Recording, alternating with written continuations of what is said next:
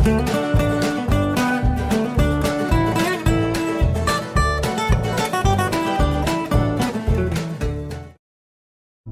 مباراة الزمالك ومصر المقاصة، حكم المباراة جهاد جريشة لم يحتسب ضربة جزاء صحيحة لنادي الزمالك، وهذه الواقعة هي الثانية في تاريخ لقاءات الفريقين، حيث كانت الواقعة الأولى قبل حوالي 7 سنوات بنفس المنظر، وقد كان حينها التحكيم بقيادة ياسر محمود، حيث تسبب دفاع مصر المقاصة في عدم دخول الكرة في شباك فريقه بنفس الطريقة التي منعها في لقاء اليوم بين الفريقين عن طريق اللمس المباشر للكرة. وقد جاءت مكالمة هاتفية من مرتضى منصور رئيس نادي الزمالك،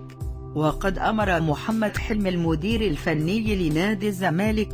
بأن يسحب لاعبيه من تكملة المباراة، فانسحب اللاعبين وتوقفت المباراة حوالي 5 دقائق، وعادت المباراة مرة أخرى، وقد انتهى اللقاء بفوز غير شرعي بهدف مقابل لا شيء لمصر المقاصة على نادي الزمالك.